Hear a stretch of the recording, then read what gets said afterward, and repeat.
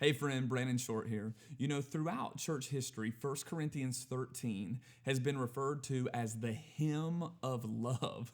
What a title. I mean, this is where Paul pens not necessarily how love feels, but rather how love acts, showing what the love of God put on display through us ought to look like in our world. And as Paul begins this hymn of love, he begins by simply stating what love is. Paul says that love is patient and love is kind. And immediately after stating those two things, he starts listing what love is not and what love does not do. And within this list of things that it does not do and what love is not, he then says these words: love, or it, is not easily angered. You know, often when we read those words, our immediate attention goes to the word angered.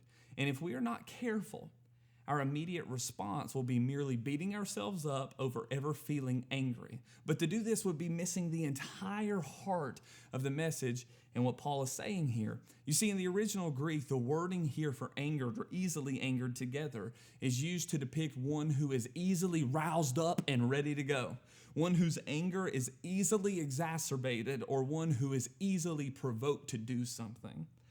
You know, it's important for us as believers to remember that anger is not sinful. Anger is not sinful. In fact, there are times, even in the Bible, where anger is the mature and emotionally healthy response to a number of situations. Situations like injustice or betrayal, or when harm is inflicted, and even many others. Anger is a God-given emotion that God Himself feels. Which is why before our attention and our behavior modification wiring fixates on the word angered, we should really assess the word easily. Because the Bible does not say love never gets angry. It says love is not easily angered. When looking at the whole of Scripture, such a phrase actually makes perfect sense. Because Scripture says God, who calls Himself love, tells us that He's not easily angered. And He declares that He is patient with us, desiring that not one of us should perish. That's the same God who, through the writing of James, tells us that every one of us should be quick to listen, slow to speak, and there it is again, slow to become angry. Thus, honestly, it would be wrong of us to see the description listed here in the hymn of love and somehow try to just get rid of ever being angry.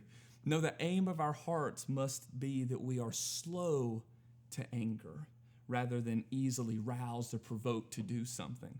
You know, I don't know about you, but it doesn't take long to look around and see many examples in our world of easily roused, white-hot, provoked anger. And if I'm being 100% sincere, it's not hard for me to be tempted in that same direction. So my goal for myself and us in light of this kind and patient love is that in the moments where we feel our anger beginning to boil up, that we would first pause and breathe. To be slow to anger for many of us will mean that we have to make ourselves slow down. And after we do that, secondly, would we attempt to see our situation from another perspective? Maybe you're in a situation where it's another's perspective. But once we've taken this breath and slowed our bodies down, would we then see the situation from a different perspective? And then three, actually from that place, assess the importance of the situation we're going through. You see, in doing this, friends, may our anger be slow, and thus our love seen in the world and experienced as kind and patient.